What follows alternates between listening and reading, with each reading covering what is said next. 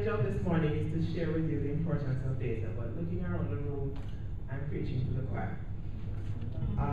But I guess we can summarize. A lot of what I'm going to say will summarize what's been said, especially in the discussions yesterday, and I guess it will also jumpstart the discussion on data. And see, I'm still on Valentine's Day. I haven't done Valentine's Day yet.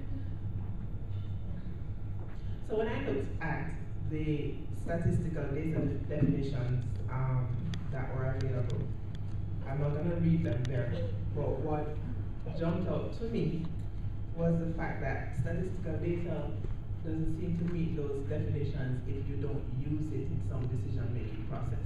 Because all of those definitions speak to use of the information in discussion, reasoning, conclusions drawn, etc. So one of the purposes of the data we're going to use, or the data that we produce, will be its use in the decision-making process. So data provides us a platform for evidence-based decision-making, and we've heard that phrase so often in the last few years. But it depersonalizes decision-making. It gets rid of that gut feeling that we like to use in our decisions, and through analysis helps us to be proactive instead of reactive, right? So with the data, we're able to predict information, predict what's going to happen. So I'm jumping all over the place now. Right. I try to stay away from highlighting specific frameworks, monitoring frameworks, because we all love to hate those monitoring frameworks, the ones that say you need to produce the data this way, in this manner, and it needs to be delivered by X time. So we have those at the organizational level, we have sector level, national, regional, all the way up to global. But the point is, as much as we resent their intrusion at times, they do provide us with the framework, the arena in which we can work. So they help us to direct data collection and define the standards that we use in the process. They help us to ascertain what is it we need to measure, why are we measuring it. If we didn't have these goals and targets, we wouldn't, in a lot of cases, have direction on what is to be measured and or obtained.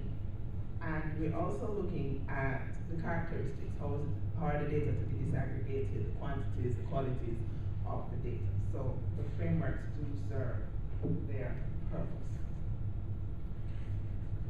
So I hope I got some of these dates right, but the date of the Statistics Act is 1949. So we're not bad, okay? We have a pretty strong history of data collection and provision of data. In terms of the Statistics Act that's been governing our data collection over the years from 1949, modern censuses since 1960, particularly mentioning the Survey of Living Conditions here, which having been done since 1988, we have a data series that covers over 20 years. And I must underline the point here that I think that that data set is underutilized. So the academia and the other analysts I see in the room, please feel free to approach the PLJ, right, Lisa? Because the data, there's a rich data source there that I don't think we're utilizing to its fullest extent. And the SLC, as it is called, covers poverty estimates, has extensive information on health, education, national consumption, among other modules that have been done over the years. Various surveys, the surveys carried out by Statin, labor force, reproductive health, just a few, but continuous and regular collection of the data, and as well the economic measurement, which Mrs. Mackenzie outlined previously. So in terms of lessons learned, and this by no means is a comprehensive list, we've recognized, experienced the benefits of consistency across these data sets. Things like the census and the SLC have provided us with information collected in the same manner over a time series, which is an extreme benefit to analysts. The importance of standardization, the importance of which in some cases includes documentation, similar to consistency in things being done at the same time. we've learned the benefits of collaboration. SLC is one of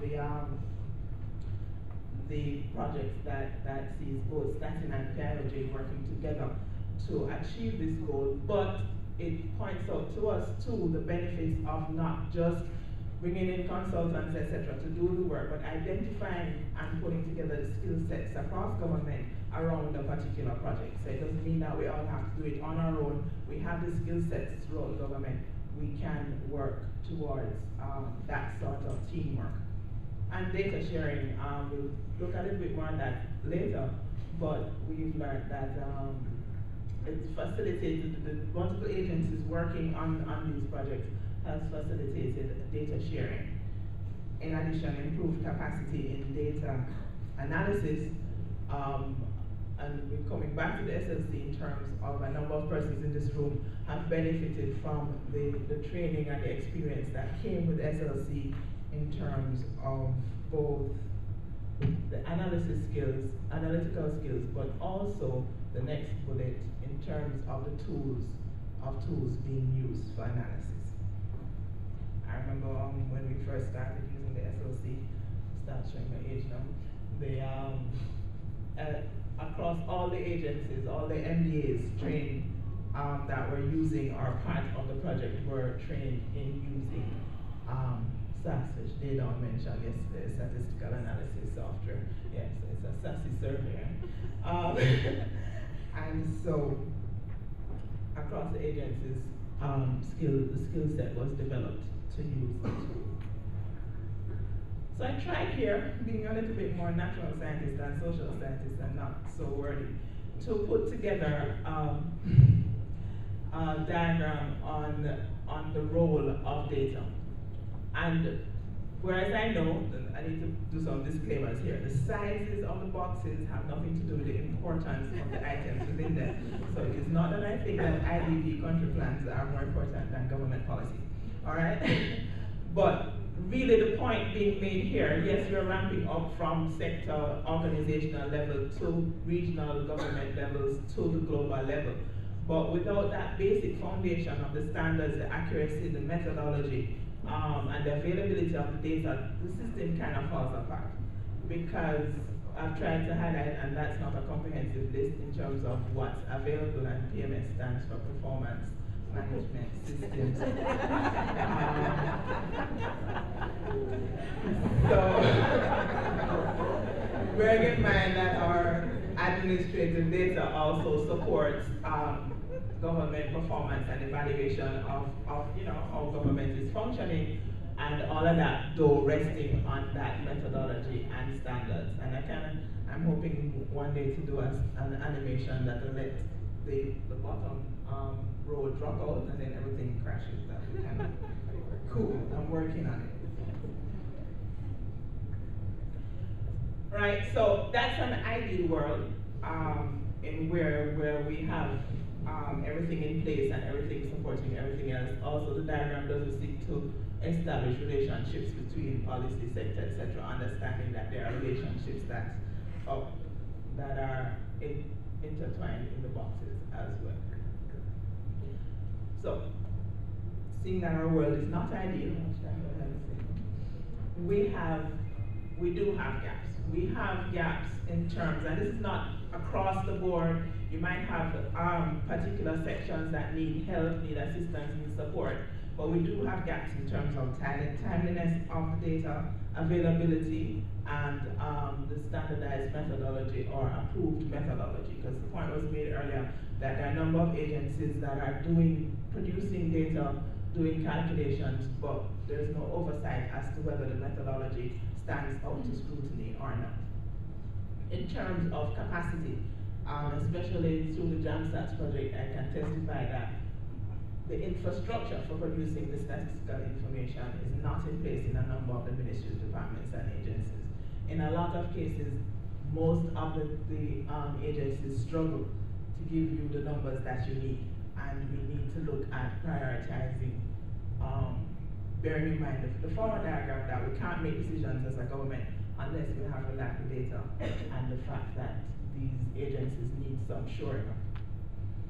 Availability in terms of gaps in terms of availability, we have not yet begun to measure at subnational levels the geography that's anything below parish, and even where parishes are concerned, we still have very little information at that level. What that means is that we struggle as a government to measure, to plan at the community and local government level. And so we need to be looking at that urban-rural district distinctions for us as well as global requirements. And I've highlighted gender and culture. They're not the only topics, so please don't throw any stones. But in terms of measuring and disaggregating the data, being conscious of that, we need to be looking at gender issues, and we are nowhere near beginning to measure the impact of our culture on our economy. We're looking at sports, we're looking at music, and that information needs to be collated, because we don't know what impact it's having on any one of the areas mentioned, whether economic, environmental, is sunsplash an environmental hazard? I have no idea. So we need to start looking at how we can measure that. And just to highlight quality and availability, is more a regional example, but I don't know how many of you are aware that a number of our sister countries, I think about 6 of them, were dropped from the Human Development Index this year. And there are no cameras, there are cameras in here, but that might have something to do with the fact that we moved up. Because there are about 6 countries that were dropped from the HDI for a combination of data availability and quality. And so because the data were not available, the UN didn't see fit to use their information for calculation of their index. Right, so we do have implications.